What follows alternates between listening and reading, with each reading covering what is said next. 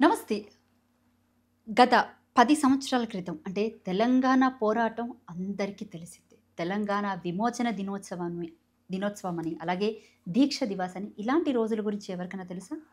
వాటి గురించి తెలుసుకునే ప్రయత్నం చేద్దాం. అలాగే ఈ మధ్య కాలంలో కాంగ్రెస్ పార్టీ చేస్తున్నటువంటి కార్యక్రమాలను అంటే ఆ పార్టీ ఖాతాలో వేసుకుంటుంటూనే మరొక చర్య అంటే ఏంటి అంటే ఇటు టీఆర్ఎస్ పార్టీని విపరీతంగా వీళ్ళు చేయలేదు మేము చేస్తున్నామని చెప్పేసని వాళ్ళని వాళ్ళు లేపుకునే ప్రయత్నం ఏదైతే ఉందో ఇవన్నిటి మీద కూడా డిస్కషన్ చేసే ప్రయత్నం చేద్దాం. మనతో పాటు ఉన్నారు బీఆర్ఎస్ లీడర్ నవీన్ పటేల్ గారు జూబ్లీ హిల్స్ నుంచి. నమస్తే సార్. నమస్తే. ఎలా ఉన్నారు? బాగున్నానండి.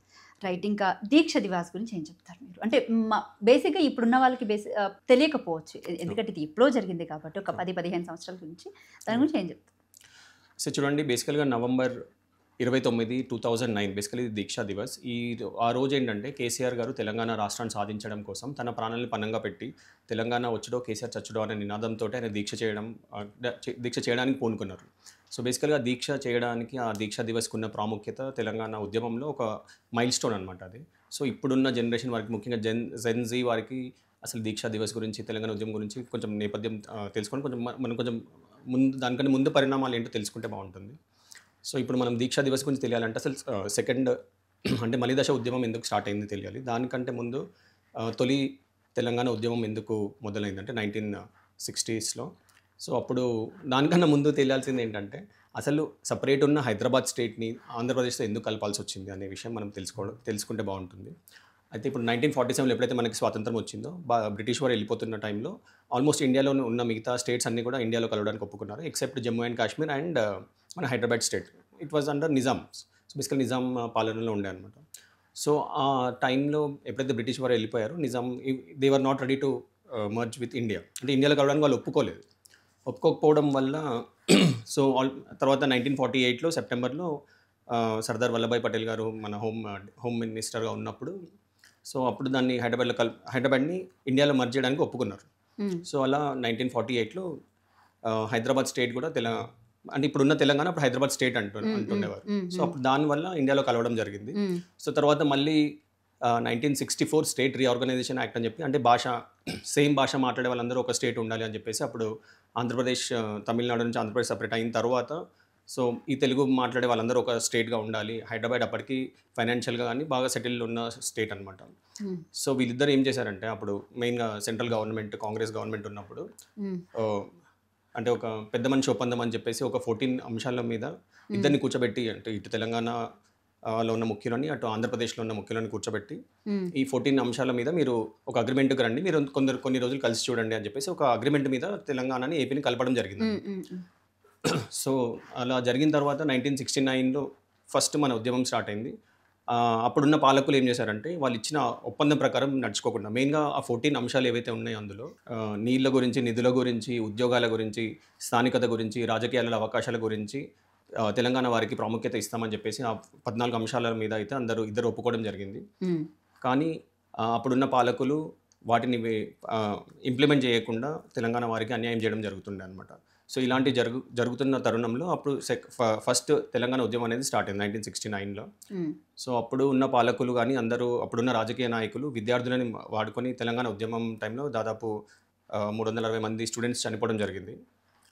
సో ఆ మళ్ళీ దశ ఉద్యమం ఓవరాల్గా ఏంటంటే అది సక్సెస్ అవ్వలేదు.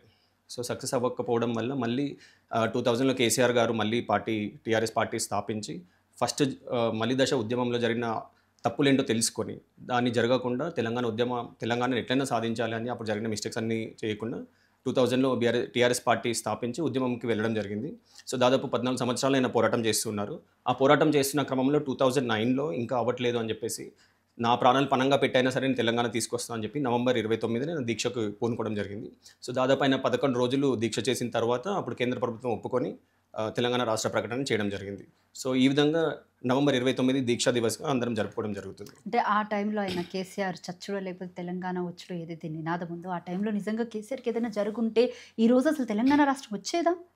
సో డెఫినెట్లీ కేసీఆర్ గారు లేకపోతే తెలంగాణ ఉద్యమం ఇంత అంటే ప్రతి ఒక్కరికి రీచ్ అయ్యేది కాదు. ఎందుకంటే తెలంగాణ రాష్ట్ర ఆవశ్యకతని, నీళ్లు, నిధులు, నియామకాల పైన అసలు తెలంగాణకి ఎంత అన్యాయం జరుగుతుంది అని ప్రతి ఒక్కరికి వివరించడంలో కేసీఆర్ గారు సక్సెస్ అయ్యారు.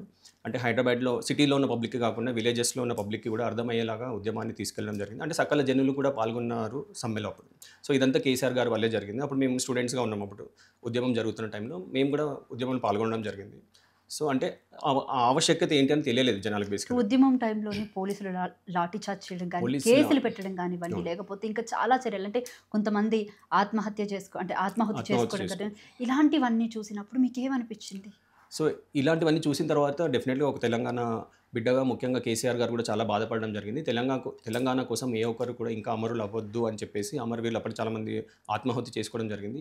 అలాంటి ఎవరు చేయొద్దు, నా ప్రాణం పోయినా పర్వాలేదు, తెలంగాణ కోసం నేనున్నా, నేను కొట్లాడతా అని చెప్పి అదే టైంలో కేసీఆర్ గారు ఇది దీక్ష స్టార్ట్ చేయడం జరిగింది. అప్పుడు ఆయన ఒక భరోసా ఇచ్చారనమాట అందరికీ. కేసీఆర్ చచ్చుడో తెలంగాణ వచ్చుడో అనే నినాదంతోటి నేను వెళ్తున్నా. వస్తే తెలంగాణ రాష్ట్రం సాధించుకొని వస్తాము అని ఆయన ఉన్నారు. ఇంకెవరిని కూడా ఆత్మ బలిదానాలు చేసుకోవద్దని కేసీఆర్ గారు ఈ అందరికీ రోజు చెప్పడం తెలంగాణ జరిగింది. రాష్ట్రం వచ్చిందంటే అది క్లియర్‌గా ఇప్పుడు మీరు చెప్తున్న మాటలు బట్టి చూస్తుంటే తెలుస్తుంది. బట్ తెలంగాణ ఇచ్చింది మాత్రం సోనియమ్మ అని చెప్పేసని వీళ్ళు కాంగ్రెస్ పార్టీ వాళ్ళు మాట్లాడుతూ ఉంటారు కదా! ఆ వర్డ్స్ విన్నప్పుడు మీకు ఏమనిపిస్తుంటది? సో ఇప్పుడు ఇది ఆ మాట వింటే మాకు యాక్చువల్లీ తెలంగాణ రాష్ట్రం అంటే బేసికల్‌గా తెలంగాణ అంత వెనుకబడడానికి కారణమే కాంగ్రెస్ పార్టీ. ఆల్రెడీ సెపరేట్‌గా ఉన్న తెలంగాణను తీసుకొచ్చి ఆంధ్రప్రదేశ్‌లో కలిపింది కూడా కాంగ్రెస్ పార్టీని.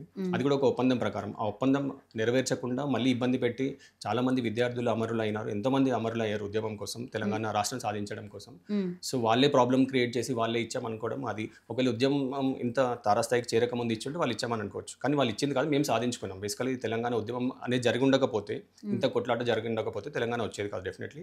మరి కేసీఆర్ గారి నాయకత్వంలో మేమందరం ప్రతి ఒక్కరు తెలంగాణ బిడ్డలందరూ కలిసి పోరాడి తెలంగాణ సాధించుకున్నాం. ఇప్పుడు బ్రిటిష్ వారు మనకు స్వాతంత్రం ఇచ్చారు అని అన్నాం కదా, మనం సాధించుకున్నాం అని చెప్తాం. సో ఇది కూడా అంతే. తెలంగాణ బిడ్డలు, తెలంగాణ ప్రజలు స్వాతంత్రాన్ని సాధించుకున్నారు. అది కేసీఆర్ గారి నాయకత్వంలో జరిగింది. ఓకే. రైట్. ఇంకా మరొక విషయానికి వద్దాము. అంటే ఎట్లేదన్నా కూడా మనం రీసెంట్‌గా చూసాం. జూబ్లీ హిల్స్ బై ఎలక్షన్ టైంలో ఇవ్వాల్సిన అంటే చాలామంది చెప్పినటువంటి మాటలు ఏంటంటే బతుకమ్మ చీరల విషయం బేసిక్‌గా. ఆ టైంలో బతుకమ్మ చీరలు ఇవిగో బతుకమ్మ చీరలు, అవిగో బతుకమ్మ చీరలు అని చెప్పినోళ్ళు బతుకమ్మ చీరలు కాస్త అవి సంక్రాంతి టైంలో ఇస్తామని చెప్పారు. బట్ అంటే ఏమైందో ఏమో ఉన్నట్టుండి ఇప్పుడు పంచాయతీ ఎలక్షన్స్ మొదలవుతున్నాయి ఇంకొన్ని రోజుల్లో. అయితే మొన్న మనం అందరం చూస్తూనే ఉన్నాం. ఒకటే కలర్‌కి సంబంధించి బ్లూ కలర్‌లోనే మొత్తం అన్ని ఆ ఇందిరమ్మ చీరలు పంచిపెట్టడాన్ని మీరు ఏ రకంగా చూస్తారు? సో ఇప్పుడు కాంగ్రెస్ ప్రభుత్వం ఏ స్కీమ్ ఇంప్లిమెంట్ చేసినా అదొక ఎలక్షన్ స్టంట్‌గానే వారు చేస్తున్నారు. ఎందుకంటే మనం చూసాం last time local body elections వస్తాయని చెప్పి మాత్రమే వారు రైతు భరోసా ఇవ్వడం జరిగింది. ఇప్పుడు బతుకమ్మ చీరలు కూడా ఎందుకంటే బతుకమ్మ చీరలు బతుకమ్మకి ఇవ్వడం ద్వారా మళ్ళీ కేసీఆర్ గారికే పేరు వస్తుందేమో, ఆ ప్రభుత్వాన్ని ప్రజలు గుర్తు చేసుకుంటారేమో అన్న ఒక దురుద్దేశంతో వాళ్ళు చీరలు పంచలేదు. మరి ఇప్పుడు కూడా ఈ గ్రామీణ ప్రాంతాలలో ఇప్పుడు లోకల్ బాడీ ఎలక్షన్స్ వస్తున్నాయి కాబట్టి వాళ్ళు ఇవ్వడం జరుగుతుంది. ఇప్పుడు ఒకవేళ అందరికీ ఇవ్వాలనే ఉద్దేశం ఉంటే అన్ని దగ్గర ఒకేసారి ప్రారంభించవచ్చు. కానీ ఇప్పుడు ఓన్లీ వాళ్ళు విలేజెస్‌లో ముందు ఇస్తున్నారు. ఎందుకంటే అక్కడ మనకి లోకల్ బాడీ ఎలక్షన్స్, అక్కడ సర్పంచ్, ఎంపీటీసీ, జెడ్పీటీసీ ఎలక్షన్స్ ఉన్నాయి కాబట్టి వాళ్ళకి ఎలక్షన్స్ కోసమే వారికి చీరలు ఇస్తున్న విషయం ప్రజలకు కూడా అర్థమవుతుంది. అండ్ మళ్ళీ వాళ్ళు ఇంకొకటి ఏం చెప్తున్నారు, ఇదే కలర్ చీరలు కట్టుకొని మీరు వచ్చి ఓటేయండి అంటే ఇండైరెక్ట్ వాళ్ళు ఓటర్స్‌ని ప్రభావితం చేయడానికి ఇస్తున్నారని కూడా మనకు అర్థమవుతుంది. సో ఖచ్చితంగా ఎలక్షన్ కమిషన్ కూడా దృష్టికి ఈ విషయం తీసుకెళ్ళడం జరిగింది. సో దానిపైన కూడా వారు యాక్షన్ తీసుకుంటారని అనుకుంటున్నాం. బట్ ఓవరాల్‌గా ప్రజలు చూడడం మాత్రం ఇది ఎలక్షన్ స్టంట్‌గానే చూస్తున్నారు. నిజంగా బతుకమ్మ ఒక తెలంగాణ రాష్ట్ర పండుగ బతుకమ్మ అని ఎప్పుడైతే వాళ్ళు తెలంగాణ తల్లి విగ్రహం నుంచి బతుకమ్మను తీసేశారో వారికి తెలంగాణ సంస్కృతి పట్ల, సాంప్రదాయాల పట్ల ఎలాంటి గౌరవం లేదని తెలుస్తుంది. మరి బతుకమ్మ అంటే ఇక్కడ పండుగకి క్లియర్‌గా కనపడుతుంది. ఇప్పుడు బేసిక్‌గా తెలంగాణ తల్లి విగ్రహం మార్పిడి కానివ్వండి, తెలంగాణ తల్లి చేతిలోనేమో ఆ బతుకమ్మ తీసేయడం కానివ్వండి, అండ్ బతుకమ్మకు సంబంధించి ఏదైతే అంటే తెలంగాణ ఆడవాళ్ళందరికీ బతుకమ్మ ప్రతీకగా బీఆర్ఎస్ పార్టీ అప్పట్లో ఒక 10, 12 రంగులు గల చీరలు అందరికీ పంచిపెట్టడం కూడా జరిగింది. నాణ్యత విషయం అంటే నాణ్యత ఉన్న చీరల్నే అవి నేయించి మరి బతుకమ్మ చీరల కింద పంచిపెట్టిన తరుణంలో ఇప్పుడు అవి ఒకటే కలర్ సారీస్ అన్ని చేయించి అసలు బతుకమ్మ అనే పేరు తీసేసి ఇందిరమ్మ రాజ్యం కావాలి, ఇందిరమ్మ, సోనియమ్మ అని చెప్పేసి కాంగ్రెస్ పార్టీ ఈ డప్పులు కొడుతున్నప్పుడు ఇక్కడ తెలంగాణ పేరు ఎక్కడ కనబడుతుంది? సో అదే మేము చెప్పేది కూడా అదే. ఎందుకంటే తెలంగాణ రాష్ట్రం అంటే తెలంగాణ కల్చర్ని మెల్లిమెల్లిగా మళ్ళీ ముందులాగా మార్చేయాలి, తెలంగాణని ప్రజల్లోంచి తీసేయాలి అనే భావన కానీ ఈ ప్రభుత్వం ముందుకెళ్తున్నట్టు అనిపిస్తుంది. కానీ ఎవరు ఏం చేసినా కూడా తెలంగాణ అంటే కేసీఆర్ గారు తీసుకొచ్చిన తెలంగాణని బంగారు తెలంగాణ ఇప్పుడు మార్చడం తప్ప ఈ తెలంగాణ ఆనవాళ్ళు తీయడం అనేది ఎవరి వల్ల సాధ్యం కాదు. ఎందుకంటే బతుకమ్మ అనేది తెలంగాణ ప్రజల సాంప్రదాయంలో ఎప్పటి నుండో ఉంది. మరి తెలంగాణ రాష్ట్రం సాధించుకున్న తర్వాత కేసీఆర్ గారు బతుకమ్మని మన రాష్ట్ర పండుగ ఇచ్చి ఎంతో గౌరవాన్ని ఇచ్చారు. సో అంటే మన బతుకమ్మ అయినా కానీ ఈ పండుగలన్నిటికీ కూడా ఒక రాష్ట్ర పండుగగా అనౌన్స్ చేసి వాటిని గ్రాండ్గా సెలబ్రేట్ చేయడం జరుగుతుంది. మరి కేసీఆర్ గారు మహిళలకి ఒక గౌరవప్రదంగా ఉండాలని చీరలు పంపిణీ చేయడం జరిగింది. అంటే ఏదో ఎలక్షన్స్ కోసమో వాళ్ళని మభ్యపెట్టడానికో ఇచ్చినవి కాదు. ఈ ఎలక్షన్స్కి సంబంధం లేకుండా ఒక ఆడపడుచుకి ఒక గవర్నమెంట్ అంటే ఒక అన్నలాగా వారికి చీరలు పంపిణీ చేయడం జరిగింది డిఫరెంట్ కలర్స్లో. మరి అదేవిధంగా ఈ చీరలు కూడా మన నేతన్నలతో చేపించి వారికి కూడా ఉపాధి కల్పించినటువంటి ప్రభుత్వం కేసీఆర్ గారి ప్రభుత్వం. సో అంటే కేసీఆర్ గారు ఏం చేసినా కూడా దాంట్లో ఒక ప్రజలకు ఉపయోగపడే విధంగా చేశారు. అట్ ద సేమ్ టైం మన సంప్రదాయాన్ని గౌరవాన్ని కాపాడే విధంగా చీరలు పంపిణీ చేయడం జరిగింది. Okay, right. ఇంకా అంటే రీసెంట్గా బీసీ రిజర్వేషన్స్ విషయానికి వస్తే కనుక కామారెడ్డి డిక్లరేషన్ ప్రకారం 42% బీసీఎల్కి రిజర్వేషన్స్ చెయ్యందే ఈ లోకల్ బాడీ ఎలక్షన్స్కి వెళ్ళమని చెప్పేసి ఈవెన్ రేవంత్ రెడ్డి సైతం కూడా అంతర్ముఖంగా మాట్లాడడం జరిగింది. దాని తర్వాత ఇటు వీళ్ళు ఆర్డినెన్స్ అని అన్నారు, దాని తర్వాత జీవో పాస్ చేస్తామని చెప్పేసి అని అన్నారు. ఇన్ని డ్రామాల తర్వాత అంటే అటు ఢిల్లీకి కూడా వెళ్ళి జంతర్ మంతర్ ముందు ధర్నా చేసినటువంటి అంశం కూడా మనకు కనిపించింది. అంటే ఈ హై డ్రామా తర్వాత ఏదైతే ఉందో ఇప్పుడు బేసిక్ అంటే చూసుకున్నట్లయితే కనుక పార్టీ పరంగా 42% రిజర్వేషన్స్ కల్పిస్తామని చెప్పేసి అని అన్నారు. బట్ ఇప్పుడు అది 15%కే కుదించడాన్ని మీరు ఏ రకంగా చూస్తారు? సో ఇది క్లియర్గా ముందు నుంచి కూడా మేము చెప్పడం జరుగుతుంది. బీసీ వర్గాలు అందరూ కూడా కాంగ్రెస్ ప్రభుత్వం బీసీలను మోసం చేసే విధంగానే వెళ్తుంది అని మా పార్టీ పరంగా అయినా కానీ బీసీ లీడర్స్ అందరూ కూడా చెప్పడం జరుగుతుంది. 42% రిజర్వేషన్ ఇస్తా అని చెప్పి ప్రజలను మోసం చేసి వారు ఎలక్షన్స్లో గెలవడం జరిగింది. మరి తర్వాత వివిధ కారణాల వల్ల అది అవ్వడం లేదు, మళ్ళీ జీవో ఇచ్చాము, ఆర్డినెన్స్ ఇచ్చాము అని చెప్తున్నారు. కానీ యాక్చువల్లీ వాళ్ళు నిజంగా బీసీకి 42% రిజర్వేషన్ ఇవ్వాలి అంటే వాళ్ళు పార్లమెంట్లో చట్టం చేసి ఇప్పుడు 9 షెడ్యూల్ అమెండ్మెంట్ చేసి ఆ దిశగా ఒక్క అడుగు కూడా వెళ్ళలేదు. ఏదో ఢిల్లీలో మీరు చెప్పినట్టుగా నామకే వాస్తే వెళ్ళి ధర్నా చేశారు కానీ దానికి రాహుల్ గాంధీ గారు వెళ్ళలేదు. అట్లీస్ట్ పార్లమెంట్లో వాళ్ళు డిస్కషన్ కూడా అవ్వలేదు. మరి అంటే జేఏసీ అన్ని పార్టీలను తీసుకొని ఇప్పటివరకు వాళ్ళ ప్రెసిడెంట్ని కూడా కలవలేదు, అట్లీస్ట్ ప్రైమ్ మినిస్టర్ని కూడా కలవలేదు ఈ విషయంలో. సో వారికి ఎంత చిత్తశుద్ధి ఉందని అక్కడ తెలిసిపోతుంది. సో మళ్ళీ ఇప్పుడు అసలు బీసీలకి వారు అప్లిఫ్ట్ చేయాలనే ఉద్దేశమే లేదు అనేది ఇప్పుడు మళ్ళీ క్లియర్ అవుతుంది. ఎందుకంటే అట్లీస్ట్ ఉన్న రిజర్వేషన్స్ కూడా ఇప్పుడు రాని పరిస్థితి ఉంది. సో అట్లీస్ట్ ఇప్పటికీ కూడా ఇంకా హైకోర్టులో కేసు కేసు ఆల్రెడీ పెండింగ్లో ఉంది.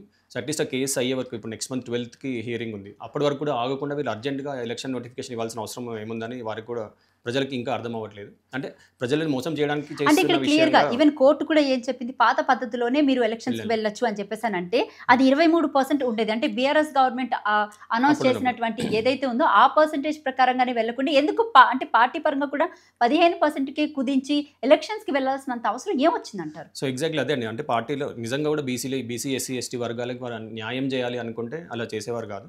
వాళ్ళు ఏదో పైకి మాత్రమే వారిపైన ప్రేమ ఉన్నట్టు నటిస్తున్నారు తప్ప నిజంగా వాళ్ళకి న్యాయం చేయాలనే ఉద్దేశం వాళ్ళకి లేదు. ఒకవేళ అండ్ ఇప్పుడు సర్పంచ్ ఎలక్షన్స్లలో అసలు పార్టీ గుర్తే ఉండదు. మరి వాటికి రిజర్వేషన్స్ ఎలా ఇస్తామని అంటున్నారు. అది నిజంగా కూడా అది అసలు రెండింటికి అసలు ఎలాంటి లింక్ లేదు. సర్పంచ్ ఎలక్షన్స్కి మనకి పార్టీకి సంబంధమే లేదు. సో దాని ప్రకారం రిజర్వేషన్స్ ఇవ్వడం అనేది జరగని పని. సో ఇవన్నీ కూడా ఇంకా ప్రజలు మభ్యపెట్టాలని వారు చూస్తున్నారని అర్థమవుతుంది. ఇంకొక విషయానికి వస్తే అంటే త్వరలో మళ్ళీ తెలంగాణ రాష్ట్రంలో 10 నియోజకవర్గాల్లో బై ఎలక్షన్స్ రాబోతున్నట్టయితే మనకి ఇండికేషన్స్ క్లియర్గా కనపడుతున్నాయి. ఎందుకంటే 10 మంది ఎమ్మెల్యేల అనర్హత వేటులోని భాగంగా ఇటు సుప్రీంకోర్టు కూడా అంటే స్పీకర్కి కూడా అంటే ఎక్కడ మీరు న్యూ ఇయర్ సెలబ్రేట్ చేసుకోవాలో మీరే డిసైడ్ చేసుకోండి అని చెప్పేసి అని ఒక వార్నింగ్ కూడా ఇవ్వడం జరిగింది. ఇటు అంటే ఏం జరుగుతుంది అంటే మళ్ళీ ఎలక్షన్ వస్తే బీఆర్ఎస్ పార్టీ ఈసారి పక్కా గెలిచే అవకాశం ఉంటుందా మళ్ళీ జూబ్లీహిల్స్ తరహానే?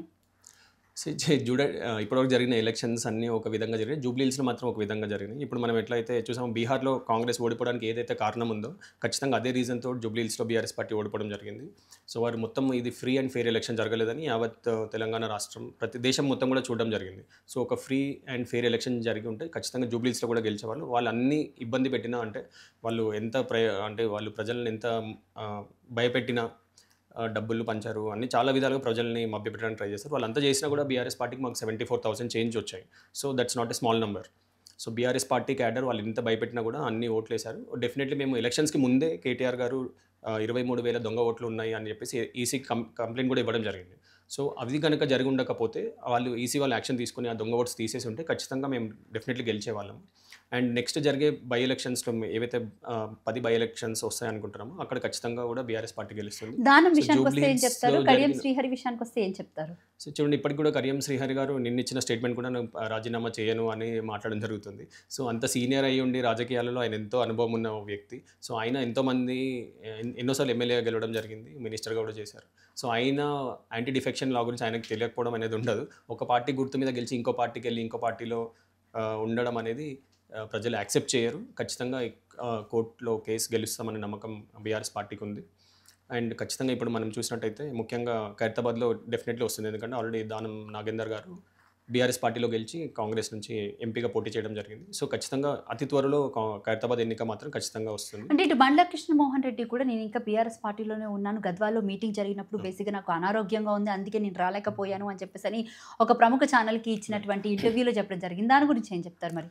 అదే వాళ్ళకి కూడా ఏం ఆప్షన్స్ లేవు చెప్పడానికి. ఎందుకంటే ప్రజల నుంచి వ్యతిరేకత వస్తుందని వాళ్ళకి కూడా అర్థమైంది. ఇప్పుడు కాంగ్రెస్ పార్టీ పట్ల కూడా ప్రజల్లో వ్యతిరేకత అనేది మొదలైంది. సో ఇప్పుడు ఆల్రెడీ ఎక్కడైతే గెలిచామో మళ్ళీ బీఆర్ఎస్ పార్టీ వస్తుందని వారికి కూడా తెలుసు. అందుకే వారు ఇలాంటి మళ్ళీ మేము అసలు పార్టీ మారలేదు అని చెప్పడం జరుగుతుంది. ఆల్రెడీ మనం చూసాం ఆయన ఇంతకుముందు ఇచ్చిన ఇంటర్వ్యూస్‌లో కానీ ఎక్కడ ఆల్రెడీ ఎళ్లి పార్టీ కండువా కప్పుకున్నారు. అందరికీ తెలుసు. అందరం చూసిన విషయమే. సో మళ్ళీ గెలవలేము కాంగ్రెస్‌లో అంటే నిజంగా ఒకవేళ వాళ్ళు కాంగ్రెస్ పార్టీ అభివృద్ధి చేస్తుంది అని అనుకుంటే ఖచ్చితంగా ఎలక్షన్స్‌కి వెళ్ళి మళ్ళీ గెలవచ్చు. సో ఆ కాన్ఫిడెన్స్ వాళ్ళకి లేదు. ఎందుకంటే కాంగ్రెస్ పార్టీ పైన ప్రజలలో ఆల్రెడీ వ్యతిరేకత అనేది మొదలైంది. వారు ఇచ్చిన హామీలు ఏవి ఇంప్లిమెంట్ చేయలేదు. ముఖ్యంగా వారు అధికారంలోకి రావడానికి ముఖ్య కారణం 6 గ్యారంటీలు. 6 గ్యారంటీలు 420 హామీలు. ముఖ్యంగా మహిళలకు ఇస్తాను 2500 ఇవ్వలేదు. పెన్షన్ 4000 ఇస్తాన్నారు అది ఇవ్వలేదు. నిరుద్యోగ భృతి 4000 ఇస్తాన్నారు అది ఇవ్వట్లేదు. సంవత్సరానికి 2 లక్షల ఉద్యోగాలు ఇస్తాన్నారు అది ఇవ్వట్లేదు. ఇటు రైతులకి కూడా టైంకి ఇవ్వట్లేదు. ముఖ్యంగా ఇప్పుడు మనం చూసాం ఎరువుల కోసం ప్రజలు ఎప్పుడో వాళ్ళు చెప్పులు పెట్టుకొని ఆధార్ కార్డులు పెట్టుకొని లైన్‌లో నిల్చోవాల్సిన పరిస్థితి వచ్చింది.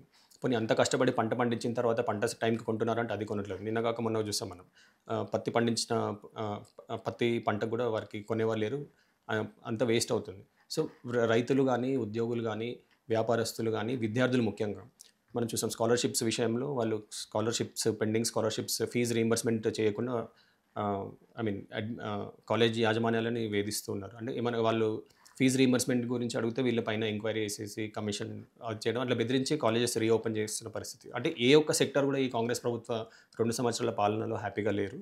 అందుకని ఇప్పుడు ఈ 10 మంది ఎమ్మెల్యేలు కూడా ఒకవేళ నిజంగా కాంగ్రెస్ పార్టీ బాగుంది, మంచిగా పనిచేస్తుంది అనుకుంటే ఖచ్చితంగా వాళ్ళు రిజైన్ చేసి వెళ్ళి మళ్ళీ గెలవచ్చు కాంగ్రెస్ పార్టీలో. వాళ్ళకి ఆ నమ్మకం ఉంటే. అంటే వారికి ఆ నమ్మకం లేదు కాబట్టి వాళ్ళు ఇలాంటి డ్రామాలు ఆడుతున్నారని ప్రజలకు అర్థమవుతుంది. సో ఖచ్చితంగా ఎప్పుడు ఎలక్షన్స్ వచ్చినా కూడా ప్రజలు ఎవరైతే వారిని గెలిపించారో వాళ్ళందరూ కూడా ఖచ్చితంగా మా ఒక పార్టీ గుర్తుపైన గెలిచి ఇంకో పార్టీలోకి వెళ్ళిన వారిని ఖచ్చితంగా మేము వారికి సరైన సమాధానం చెప్తాం. ఎప్పుడు ఎలక్షన్ వచ్చినా కూడా మేము రెడీ అని ప్రజలు వెయిట్ చేస్తున్నారు.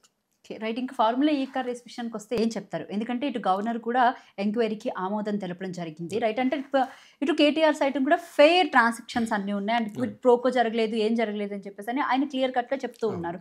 So what you say about this formula ఈ కార్ రేస్ గురించి? అంటే ఫర్దర్‌గా కేటీఆర్ జైలుకి వెళ్ళబోతారు అసలు?